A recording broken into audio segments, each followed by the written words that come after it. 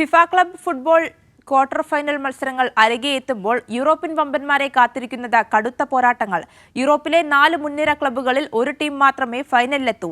അട്ടിമറികൾ സംഭവിച്ചാൽ ബ്രസീലിന്റെയോ അറേബ്യയുടെയോ ടീം ഫൈനലിൽ ഇവരെ നേരിടും.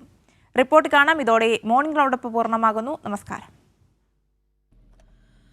അട്ടിമറി മത്സരങ്ങൾക്ക് സാക്ഷിയായ ക്ലബ് ലോകകപ്പ് ഫുട്ബോളിൽ ക്വാർട്ടർ ഫൈനൽ ആവേശം അരികെയെത്തുമ്പോൾ യൂറോപ്പിലെ വമ്പന്മാരാണ് പ്രതിസന്ധിയിലാവുന്നത്.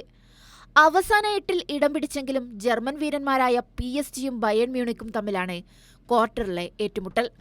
സ്പാനിഷ് വീരന്മാരായ റയൽ മാഡ്രിഡിന് ജർമ്മൻ കരുത്തരായ ബൊറൂസിയ ഡോട്ട്മുണ്ടാണ് എതിരാളി.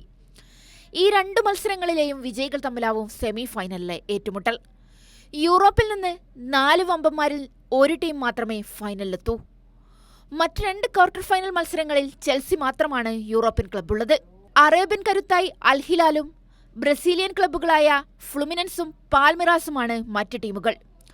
ക്വാർട്ടറിൽ അൽ ഹിലാലും ഫ്ലുമിനൻസും ഏറ്റുമുട്ടുന്നതിനാൽ അട്ടിമറി വീരന്മാരിൽ ഒരാൾ സെമിയിലെത്തുമെന്നുറപ്പ്. മുൻനിര ഇംഗ്ലീഷ് ക്ലബ്ബായ ചെൽസിയെ അട്ടിമറിക്കാനായാൽ ബ്രസീലിന്റെയോ അറേബ്യയുടെയോ ക്ലബിന് ഫൈനലിലെത്താം. ഈ ലോകകപ്പ് ഫുട്ബോൾ ലോകത്ത് പുതിയ മുന്നേറ്റങ്ങൾക്കാണ് ദിശ പകരുന്നത്. Sports desk, Kairali.